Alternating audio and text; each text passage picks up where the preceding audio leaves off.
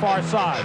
Pass back to Leach. He moves in. Messier moving in against Stanton. The shot. Save. Rebound. Score. Enough of the sidelines. Gretzky left alone. Backhands it up. Good save by Reckitt. Boy, a big save. Bobby Bowles really had to be quick on this play. Goes back to the back. Goes up the center. Let's go.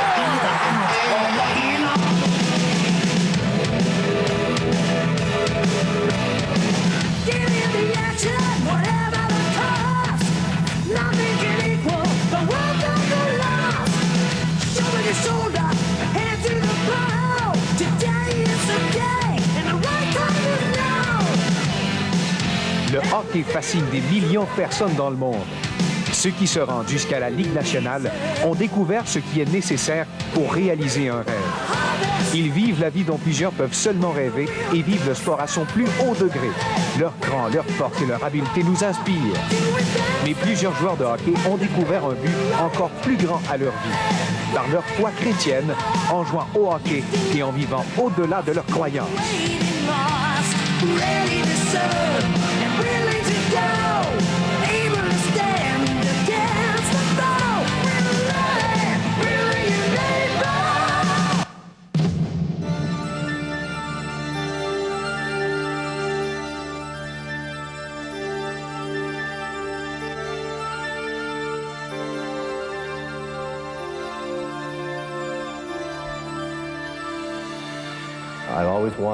Aussi loin que je me souvienne, j'ai toujours voulu être gardien de but. Je me souviens avoir reçu pour Noël, lorsque j'avais 5 ans, un vieux chandail de laine du Canadien de Montréal, bleu, blanc, rouge. Je me souviens de l'avoir apporté à ma grand-mère, qui était très habile avec le fil et l'aiguille, et lui avoir demandé de coudre le numéro 1 sur le chandail. Mon père est celui qui a formé mon équipe, pensant en moi comme un jeune joueur de hockey comptant plusieurs buts. Je me souviens souvent que mon père, au lieu de dire « Mon garçon, tu as compté des buts, tu es fantastique », il disait souvent « L'équipe a bien joué ce soir, pas vrai ?» Et cela a réellement formé et renforcé mes pensées concernant le sport d'équipe.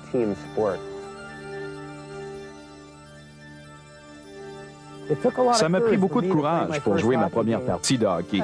Je suis allé à la patinoire chaque soir, j'étais debout sur les bancs de neige à regarder les enfants jouer et je pensais, un jour, je serai un vrai joueur de hockey. Puis un soir, j'étais là debout et une voix m'a sorti de mon monde de rêve. C'était une voix qui disait « Hé, jeune homme, pourquoi ne viens-tu pas jouer? Un des gardiens de but n'est pas venu ce soir et tu pourrais jouer à sa place. » J'ai regardé ce bon vieux monsieur et même si je pensais sentir la peur et que je voulais courir loin, j'ai dit « Je pense que je vais essayer. » Et une petite voix à l'intérieur de moi a dit « Hey, maintenant tu peux lui faire confiance. Fais ce pas. »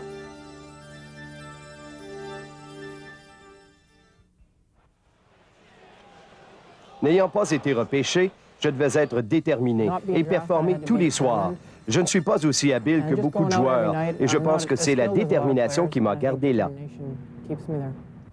Je ne pense pas qu'on puisse jouer du hockey à son plus haut niveau sans avoir une vive passion pour le jeu.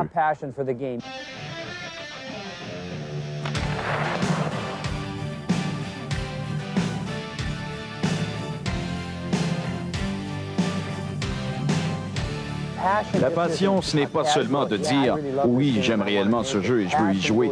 La passion va au-delà. Presque toute ta vie est absorbée par l'idée d'arrêter une rondelle de caoutchouc noir. Naslund once more. Backhander in front. Manu and a save on the play to Resch. Remarkable play by Chico. Si tu fais tout ce que le monde fait, tu ne pourras pas les dépasser. Tu dois faire plus. Je crois que c'est toujours la différence entre être capable de le faire et ne pas être capable. C'est impalpable, cette volonté. La détermination est nécessaire, le sacrifice.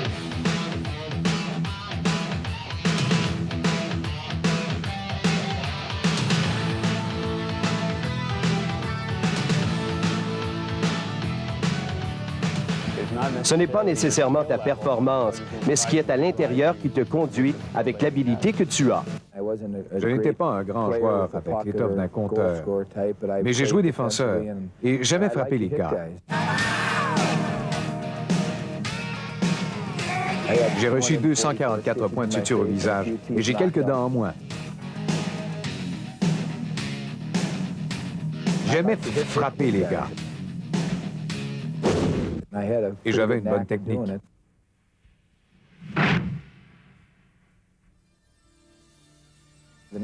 La première qualité que nous recherchons chez un joueur de hockey, c'est son habileté à patiner, sa rapidité, sa vitesse et la puissance de l'enjambée. Je pense que la chose la plus importante pour être un bon patineur, c'est de développer la forme exacte, l'enjambée exacte, le rétablissement exact, le bon équilibre et la position. Alors tu peux travailler à bâtir ta force et faire cette enjambée encore plus grande et être un patineur rapide. Mais la base est très importante. Gartner got there first, turned the net, he scores! Mike Gartner! Je pense que mon habileté à patiner est la clé qui m'a amené à la Ligue nationale.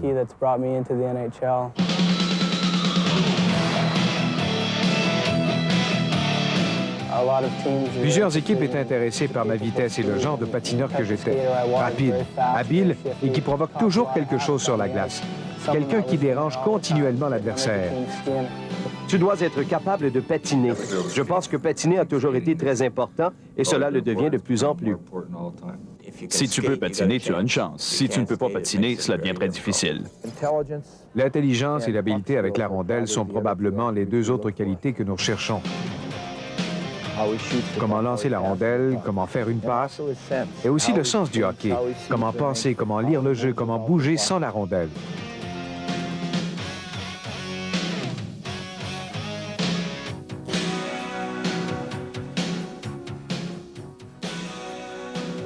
Tu dois être opportuniste. Tu dois essayer et te trouver là où la rondelle va être avant qu'elle y soit.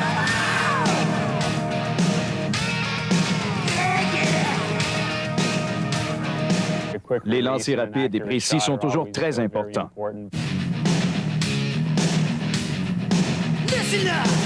C'est ça compter un but. C'est être à la bonne place au bon moment.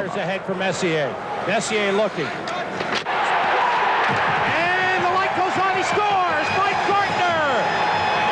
It's a power play goal for his 500th NHL goal! 500 buts pour moi, ça représente une constance. Et pour moi, c'est très important. Constance comme joueur de hockey, constance comme homme. La chose la plus difficile pour un gardien de but, c'est d'être constant. Chaque entraîneur vous dira, donnez-moi seulement un gardien de but constant, quelqu'un avec qui je sais à quoi m'attendre, quelqu'un qui peut être constant. C'est le meilleur type de gardien de but.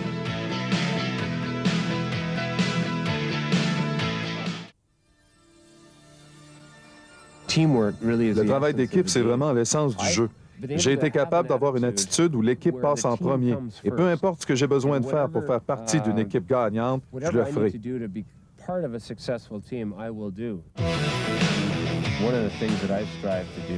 Une des choses que je me suis efforcé de faire, c'est de venir jouer tous les soirs, être confiant et être constant. C'est très important pour une équipe gagnante.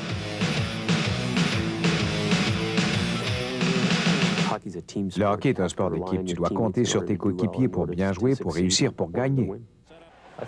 Je pense que l'esprit d'équipe, c'est le plaisir d'être ensemble et de se battre pour un même but ou le même idéal.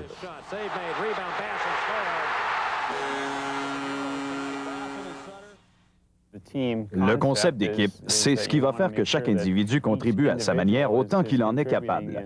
Parce que l'équipe est vraiment aussi forte que son maillon le plus faible.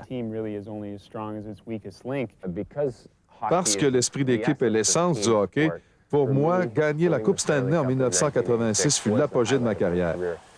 Il n'y a rien de pareil. Je veux dire que c'est à peu près une des plus belles sensations que tu peux avoir dans la vie. J'étais vraiment au sommet du monde. J'avais absolument tout ce que tu peux avoir à 21 ans. De l'argent en banque, de bons amis, une famille fantastique, mais il y avait une question à laquelle je ne pouvais répondre. J'ai grandi dans une famille forte. Il y avait de l'amour, nous allions à l'église chaque dimanche, et je pensais que c'était cela, être chrétien. Tous les deux, Mike Gartner et moi, nous étions compagnons de chambre à ce moment-là. Et nous étions des jeunes qui aimaient le plaisir tout en étant sérieux. Nous parlions de ces choses. Qu'est-ce que la vie? Qu'est-ce qui va nous arriver? Nous avions tous les deux les mêmes questions. Notre carrière à tous les deux allait dans la même direction et nous avions parlé à plusieurs reprises dans notre chambre d'hôtel concernant, tu sais, qu'est-ce que le christianisme? Qu'est-ce qui se passe ici? Qu'est-ce qui nous arrive? Un de mes amis, Jean Pronovo, a été échangé dans l'équipe cette saison-là. Quand il est venu la première fois, les gars ont dit « Fais attention à Jean. C'est un de ces chrétiens nés de nouveau. » J'avais entendu parler d'un nommé Ryan Walter et Mike Gartner. Ryan était le capitaine des Capitals de Washington à l'époque, et Mike était aussi une vedette avec les Capitals.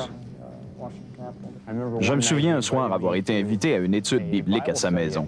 Et ne voulant pas le blesser, je suis allé à son étude biblique. Et j'ai commencé à découvrir ce soir-là que le Seigneur avait beaucoup à dire par sa parole, la Bible. Et comme je commençais à lire l'Évangile de Jean, j'ai découvert que Jésus a dit « Oui, je suis le chemin, la vérité et la vie, et nul ne vient au Père que par moi. » À ce moment-là, je ne cherchais pas. Je ne recherchais rien. J'étais au sommet de ma carrière. Ça allait très bien. J'avais une année formidable. Les choses allaient tellement bien. Lorsque j'ai été confronté avec la vérité, avec ce que Jésus-Christ a fait pour moi en mourant sur la croix pour mes péchés, je suis venu au point où soit que j'acceptais cela, soit que je le rejetais.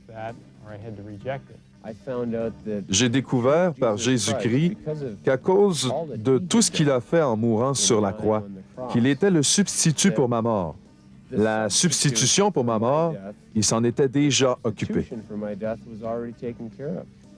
Je ne pouvais pas refuser. La vérité me fixait droit dans les yeux.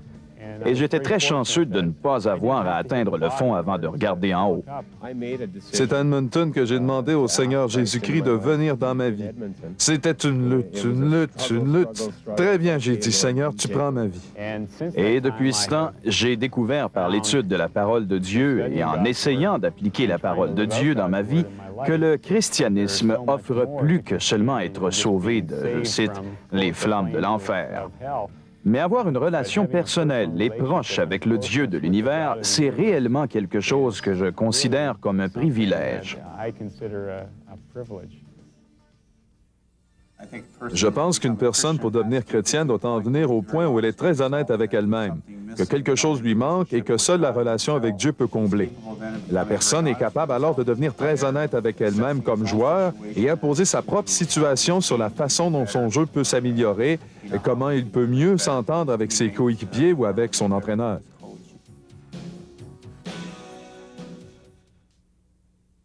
Nous avions 2 jeunes gardiens de but sur l'équipe, Pelle Lindbergh et moi.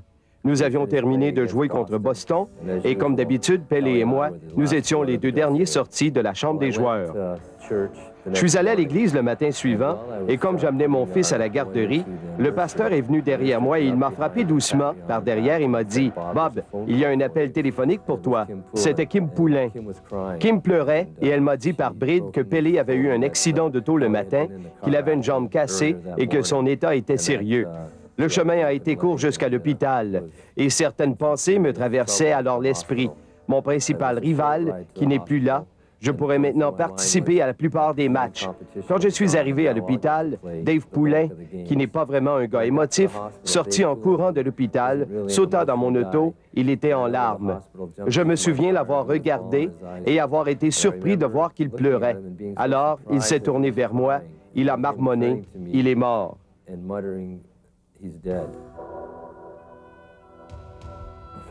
De l'hôpital, nous sommes tous retournés à l'aréna et on s'est rencontrés là.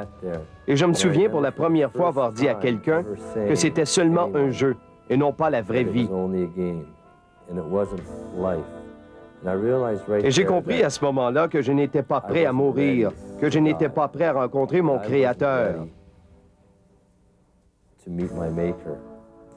Je suis allé avec le pasteur de l'Église ici à Cherry Hill, New Jersey, et j'ai vraiment mis le Seigneur Jésus-Christ au centre de ma vie.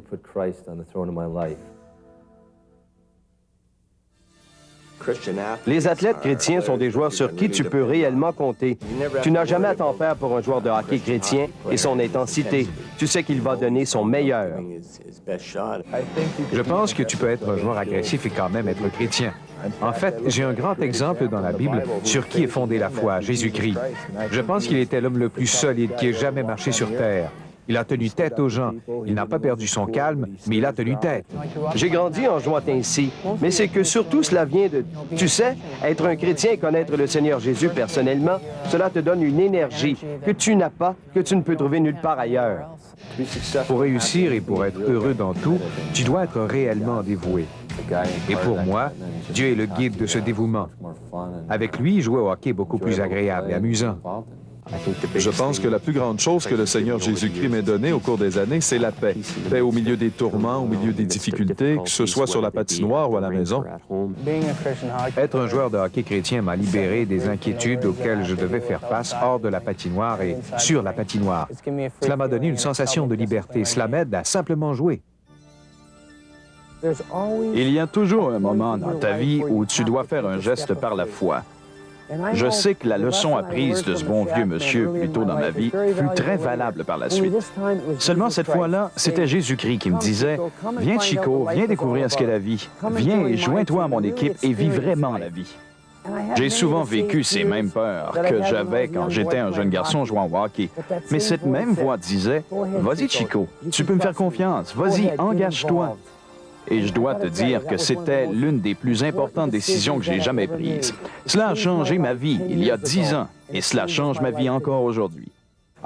Je n'étais pas chrétien lorsque je jouais au hockey. Tom Lee m'a appelé au téléphone. Il a dit « Hey Bill, nous avons un camp de hockey, j'aimerais que tu viennes y travailler. » Puis il a dit « Bill, c'est un camp de hockey chrétien. » Et je lui dis que je ne connaissais pas beaucoup le christianisme. Mais finalement, j'ai dit que j'irais au camp. Alors j'y suis allé les premiers jours de 1980 et j'ai travaillé sur la glace, aidant les enfants à perfectionner leur lancer et leur coup de patin. Après l'exercice sur la glace, nous avions ce qu'on appelle un programme le soir. Et là, les jeunes se séparaient en petits groupes. Durant le programme du second soir, Chico Rush s'est levé à partager comment le Seigneur avait changé sa vie. Et j'ai commencé à écouter cela. Et alors, il y avait un gars qui était notre animateur de musique. Il a pris sa guitare et il a chanté une petite chanson. « Oh, Billy, aimes-tu Jésus? » Et là, j'étais supposé répondre « Ah oui, j'aime Jésus. » Il a chanté la chanson, il a appelé mon nom, et je n'ai pas répondu parce que je ne connaissais pas la chanson. J'avoue que j'étais un peu embarrassé. Mais j'avais réellement le cœur brisé et j'étais embarrassé parce que je ne comprenais pas de quoi parlait la chanson. Nous sommes partis de cette grande réunion et nous sommes allés dans un petit groupe. À la fin de la soirée, le conseiller a dit « Terminons avec un mot de prière ». Ils ont demandé à un jeune de commencer la prière. Puis, la prière a fait le tour de la pièce et tous ont prié à haute voix. Je n'avais jamais prié avant et j'avais 30 ans. Alors c'était vraiment angoissant pour moi. J'étais assis là, la fin du tour approchait et je voyais mon tour qui s'en venait. Eh bien, je n'ai pas eu à me rendre jusque-là, parce que quand les garçons ont commencé à prier, ils ont prié pour moi. Je ne sais pas si vous avez jamais entendu quelqu'un prier pour vous avant, mais c'est très beau. Ce soir-là, ils ont prié pour moi, pour que je puisse connaître le Seigneur, que je puisse trouver du travail. Comme chaque garçon priait, j'ai seulement senti toute la dureté et l'imperfection dans ma vie qui fondait. J'ai craqué et j'ai commencé à pleurer. J'étais supposé être ce joueur de hockey dur, essayant d'enseigner le hockey aux enfants. Et il m'enseignait la chose la plus importante du monde, l'amour de Jésus-Christ. Et cela, peu importe comment dur tu crois être, combien d'argent tu penses avoir, il n'y a qu'un chemin pour le vrai bonheur, et c'est l'amour du Seigneur Jésus-Christ. Je suis retourné à ma chambre et je me suis mis à genoux ce soir-là. Et j'ai demandé à Jésus-Christ d'entrer dans ma vie. J'ai demandé au Seigneur de pardonner les péchés que j'avais dans ma vie, et j'en avais plusieurs. Et il l'a fait. Je lui ai demandé de venir et d'être le Seigneur de ma vie et de m'aider à changer ma vie. J'avais un problème avec l'alcool. J'avais un langage dur, je blasphémais. Immédiatement, j'ai arrêté de boire. Et je n'ai pas bu depuis 12 ans. Et je ne blasphème plus. C'est une grande transformation. Et je le dois à ce camp de hockey. Et je le dois à ces garçons de 12 ans qui ont eu suffisamment de courage pour voir un gars qui souffrait. Ils ont ouvert leur cœur et ont prié pour moi.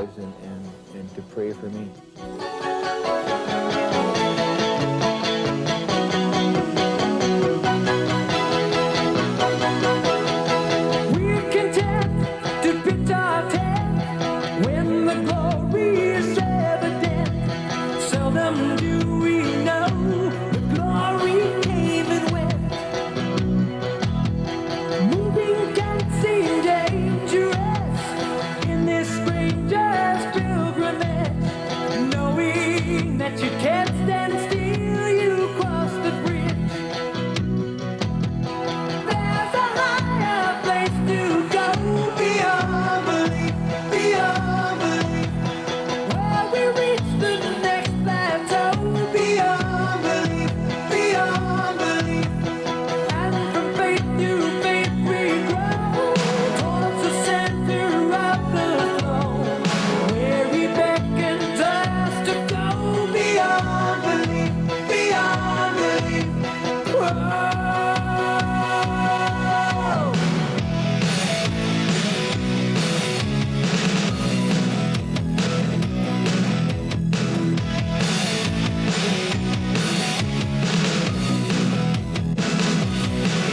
And it takes so long to see the change, but we look around and it seems so strange. We have come so far, but the journey's long, and we once were weak, but now we're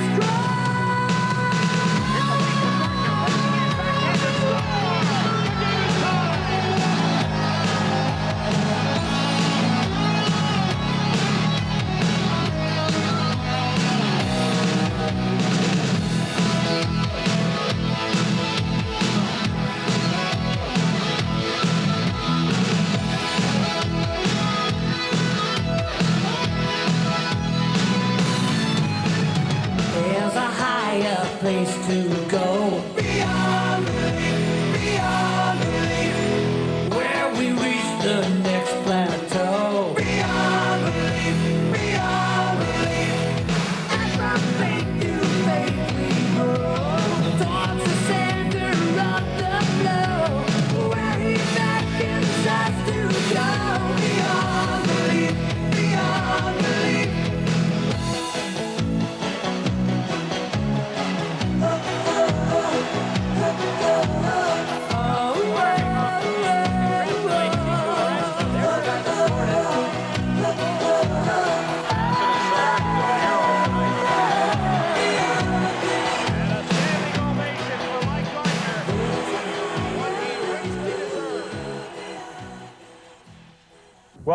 Vous m'avez écouté, moi et mes compagnons, partager avec vous seulement quelques-unes des choses que Dieu a faites dans nos vies. Et j'ai une très bonne nouvelle. Dieu peut faire des choses merveilleuses dans votre vie aussi. Vous savez, ce n'est pas facile dans le monde d'aujourd'hui d'être chrétien, mais c'est facile de devenir un chrétien. Dieu a rendu cela très simple. Premièrement, nous devons reconnaître que nous avons péché. Et je pense que si tu es honnête avec toi-même, tu diras, oui, peut-être que j'ai péché une fois dans ma vie. Et si tu es semblable à moi, tu as probablement péché beaucoup plus qu'une fois. Ce péché nous sépare de Dieu. Deuxièmement, tu dois te détourner de tes péchés et croire que Jésus était le Fils de Dieu et qu'il est venu sur cette terre et qu'il est mort sur la croix pour nos péchés et qu'après, il est revenu à la vie. Et troisièmement, tu dois accepter le Seigneur Jésus-Christ dans ton cœur. Je sais que ce n'est pas assez de seulement savoir dans ta tête que Jésus est venu sur terre il y a 2000 ans, mais tu dois l'accepter dans ta vie, dans ton cœur. Si tu veux prendre cette décision aujourd'hui, c'est très simple. Tu peux le faire dès maintenant, là où tu es, entre toi et Dieu. Tu peux dire une prière à peu près comme celle-ci. Seigneur, je sais que je suis un pécheur et j'accepte que tu as envoyé ton Fils mourir sur la croix pour mes péchés, pour les péchés du monde. Et je crois cela. Je crois que Jésus est venu, qu'il est mort sur la croix pour mes péchés et qu'il est ressuscité le troisième jour. Et je t'accepte dans mon cœur dès cette minute. Tu sais, la Bible nous dit dans 2 Corinthiens 5:17 que si quelqu'un est dans le Christ, il est un être nouveau. Et si tu as fait cette prière maintenant, tu es devenu un être nouveau. Tu es devenu chrétien. Je t'encourage, si tu as fait cette prière, à le dire à quelqu'un, à un ami, à un membre de ta famille, à un entraîneur ou à quelqu'un que tu connais. Et fais-nous connaître ta décision aussi à Mission Hockey International. Ou si tu veux plus d'informations, écris-nous au téléphone à Mission Hockey International. Merci beaucoup et que Dieu te bénisse. La consécration et le dévouement sont les deux clés de la chrétienté et du hockey. Pour moi, être un chrétien, cela veut dire donner 100% dans tout ce que tu fais et tout donner à la gloire de Dieu. Au hockey, l'entraîneur te donne le plan de match. Dans la vie, le Seigneur nous donne le plan du meilleur match. C'est un grand jeu être chrétien parce que tu n'as pas réellement dirigé ta vie. Tu laisses Dieu le faire et son plan pour ta vie est bien meilleur que le tien. Joue bien au hockey parce que la vie est dure et avec Jésus, ça fait toute la différence. Croire, c'est bien. Tu dois croire.